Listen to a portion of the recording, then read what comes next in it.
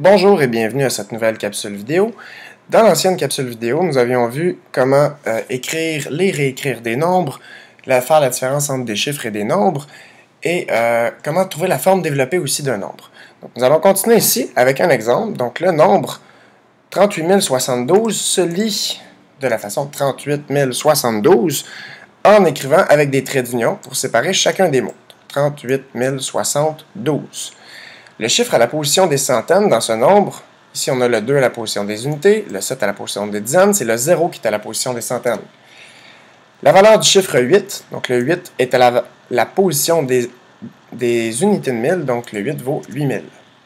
La position du chiffre 3, c'est dizaines de mille. Donc si je veux écrire ce nombre sous la forme développée, j'ai 3 dizaines de mille, donc 3 fois 10 000, plus 8 fois 1000, plus... Je pourrais écrire ici 0 fois 100, mais ce n'est pas nécessaire de l'écrire. Ce ne serait pas une erreur, mais ce n'est pas nécessaire. Plus 7 fois 10, plus 2 fois 1. Il est à noter que j'aurais pu ici mettre des parenthèses pour dire 3 fois 10 000, plus 8 fois 1000, plus 7 fois 10, plus 2 fois 1. Ce n'est pas une erreur d'en mettre, mais ce n'est pas nécessaire non plus parce que la priorité des opérations dit qu'on fait d'abord les multiplications avant les additions.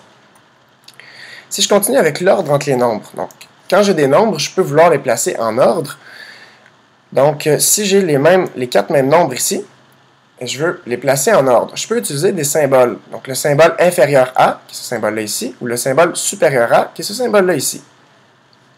Dans les deux cas, je peux le voir de deux façons. Je peux dire que c'est un truc qui va pointer, le symbole va pointer vers le plus petit nombre, ou je pourrais dire aussi que c'est un prédateur qui veut aller manger le plus gros nombre, dans le fond. Donc, je peux dire qu'il peut pointer vers le plus petit nombre. Donc, par exemple, ici, 12 est inférieur à 45. Donc, je peux dire qu'il pointe vers le 12 ou c'est un prédateur qui a faim, qui va aller manger le plus gros nombre, donc 45. 125 est supérieur à 12. 102 est inférieur à 125. 45 est inférieur à 102.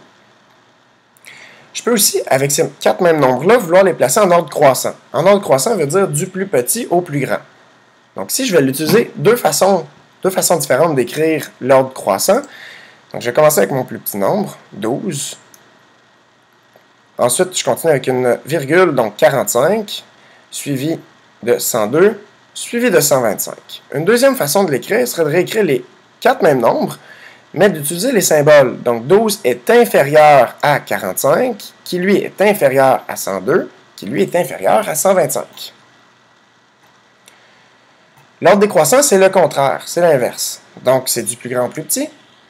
Avec les 4 mêmes nombres, je vais les placer en ordre décroissant. Donc, 125, 102, 45, puis 12. Ou, si j'utilise les symboles, 125, qui est supérieur à 102, qui est supérieur à 45, qui, lui, est supérieur à 12.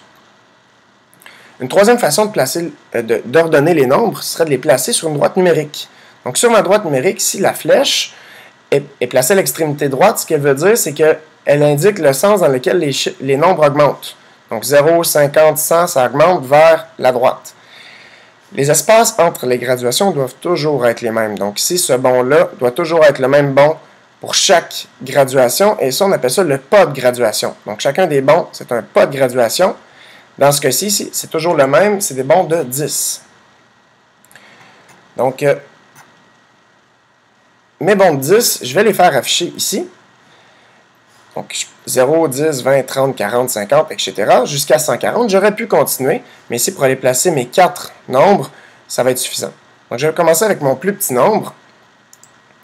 Je vais utiliser le crayon rouge ici pour placer le plus petit nombre, qui serait 12. 12, pour le savoir où le situer, bien, en plein milieu, ici, entre 10 et 20, ce serait 15. Donc, 12 serait environ ici. Donc, j'aurai ici le nombre 12.